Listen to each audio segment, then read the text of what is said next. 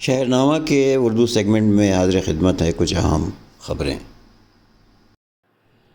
France کے صدر Emmanuel Macron نے امریکی ہم منصب ڈونلڈ ٹرمپ کے غزہ سے متعلق منصوبوں کو مسترد کر دیا ہے۔ ایک خبر رساں ایجنسی کے مطابق صدر میکرون نے غزہ کے متعلق امریکی صدر ٹرمپ کے پیش کیے گئے منصوبوں کو مسترد کرتے ہوئے کہا کہ 20 لاکھ لوگوں سے یہ نہیں کہا جا سکتا کہ آپ کہیں اور چلے جائیں۔ فرانسیسی صدر کا کہنا تھا کہ فلسطینیوں اور ان کے عرب پڑوسیوں کی عزت و احترام کا خیال کیا جائے۔ یہ ریئل اسٹیٹ آپریشن نہیں، یہ سیاسی آپریشن ہے۔ صدر میکرون نے غزہ جنگ پر نتن یاہو سے اپنے اختلافات کے بارے میں بتاتے ہوئے کہا کہ میں نے ہمیشہ اسرائیلی وزیر اعظم سے اپنے اختلاف کا اعادہ کیا ہے۔ خیال رہے کہ گزشتہ دنوں امریکی صدر ڈونلڈ ٹرمپ نے غزہ پر قبضہ کرنے کا اعلان کیا تھا۔ ٹرمپ کا کہنا ہے کہ جنگ ختم ہونے کے بعد غزہ کی پٹی اسرائیل کے ذریعے امریکہ کے حوالے کر دی جائے گی۔ غزہ کی تعمیر نو ہوگی اور وہاں ہزاروں نوکریاں پیدا کی جائیں گی تاکہ لوگوں کے حالات کو بہتر کیا جا سکے۔ ادھر اردن، مصر اور سعودی عرب نے فلسطینیوں کی بے دخلی کا ٹرمپ کے منصوبے کو پہلے ہی مسترد کر دیا تھا۔ ایران نے اقوام متحدہ کی سلامتی کونسل کو امریکی صدر ٹرمپ کے اشتعال انگیز بیانات کے سنگین نتائج سے خبردار کر دیا ہے۔ میڈیا کے مطابق ایران کی جانب سے اقوام متحدہ کی سلامتی کونسل کو خط لکھا گیا ہے جس میں امریکی صدر ڈونلڈ ٹرمپ کے اشتعال انگیز بیانات کے سنگین نتائج سے خبردار کیا گیا ہے۔ ایرانی مندوب نے خط میں کہا ہے کہ ٹرمپ کے طاقت کے استعمال کی دھمکی آمیز بیانات انتہائی تشویشناک اور غیر ذمہ دارانہ ہیں۔ ٹرمپ کے لاپرواہ اشتعال انگیز بیانات بین الاقوامی قانون کی کھلی خلاف ورزی ہے۔ کانگریس کے سابق رکن پارلیمان سجن کمار کو دارالحکومت دہلی کی ایک خصوصی عدالت نے 1984 کے سکھ مخالف فسادات کے دوران مغربی دہلی کے راج نگر میں مشتعل ہجوم کے حملے میں باپ بیٹے کے قتل کے معاملے میں آج قصوروار ٹھہرایا ہے۔ دہلی کی ایک خصوصی عدالت کے جج کاویری باویجا نے کانگریس کے سابق رکن پارلیمان کو مجرم قرار دیتے ہوئے فیصلہ سنایا جو پہلے ہی 1984 کے فسادات کے ایک اور کیس میں عمر قید کی سزا کاٹ رہے ہیں۔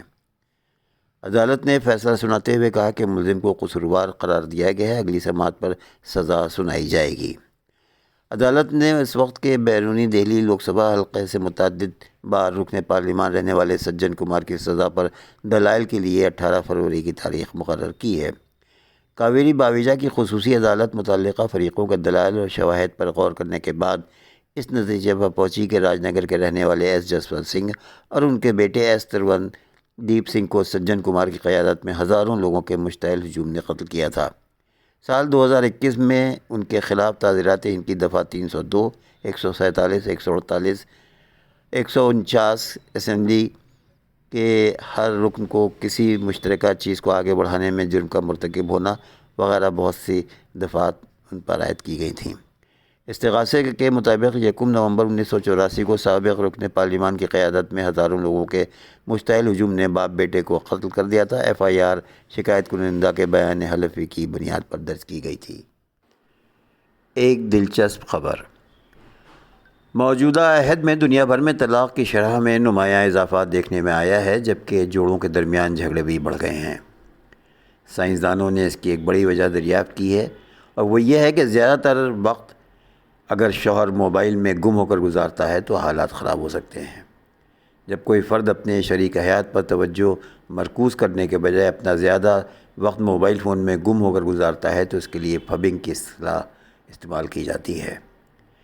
اس حوالے سے حالیہ برسوں میں کافی تحقیقی کام ہوا ہے جس میں اس عادت اور جوڑوں کے باہمی رشتوں پر مرتب اثرات پر روشنی ڈالی گئی ہے۔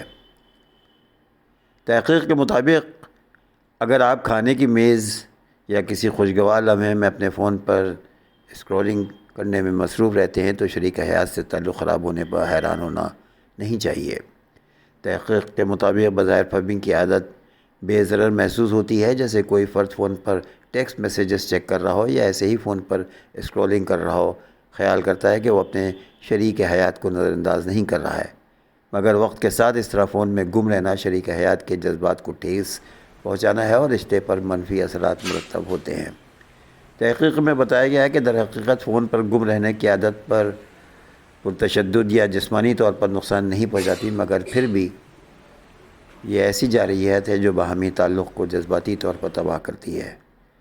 تحقیق کے مطابق اس عادت کے باعث نظر انداز کیا جانے والا فرد محسوس کرتا ہے کہ اسے مسترد کیا جا رہا ہے، جس کے نتیجے میں اس کے رویے میں جارحیت بڑھتی ہے، جسے وہ دانستہ طور پر دل کو ٹھیس پہنچانے والی باتیں کرنے لگتا ہے یا دیگر اقدامات کرتا ہے۔ انہوں نے بتایا کہ خواتین و مردوں کی جانب سے پبنگ کی عادت پر مختلف انداز سے رد عمل ظاہر کیا جاتا ہے۔ جب شوہر کی جانب سے بیوی کو فون استعمال کرتے ہوئے نظر انداز کیا جاتا ہے تو بیوی کے اندر شریک حیات کی جانب سے محبت میں کمی کا احساس بڑھتا ہے، جس کے نتیجے میں وہ اپنے ایسے اقدامات کرتی ہے جس سے باہمی تعلق خراب ہو جاتا ہے۔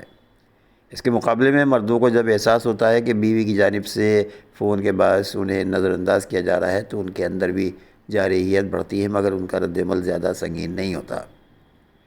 اس سے قبل اکتوبر 2023 میں ترکیہ کی نگڈ اومن ہیلزڈویر یونیورسٹی کی ایک تحقیق میں بتایا گیا تھا کہ موجودہ عہد میں لوگ اسمارٹ فون پر زیادہ توجہ مرکوز کرتے ہیں، جس سے شریک حیات کو برا محسوس ہوتا ہے۔ اس تحقیق میں 712 جوڑوں کو شامل کیا گیا تھا جن کی اوسط عمر 37 سال تھی۔ تحقیق کے دوران دیکھا گیا کہ موبائل فون میں گم رہنے اور رشتے پر اطمینان کے درمیان کیا تعلق موجود ہے۔ اس مقصد کے لیے ان جوڑوں سے تفصیلات حاصل کی گئیں اور ان سے سوال نامے بھروائے گئے تاکہ ان کے ذہنی صحت کا اندازہ کیا جا سکے اور یہ معلوم ہو سکے کہ ان کی لوگوں سے بات چیت کی صلاحیت کتنی اچھی ہے اور کس حد تک موبائل فون ان کی زندگی کا حصہ ہے۔ نتائج سے معلوم ہوا کہ شوہر بیوی میں سے کوئی ایک جتنا زیادہ وقت موبائل پر گزارے گا، باہمی رشتہ اتنا ہی زیادہ متاثر ہوگا۔ اردو کی بقا اور تحفظ کے لیے شہنامہ چینل ضرور ملاحظہ فرمائیں۔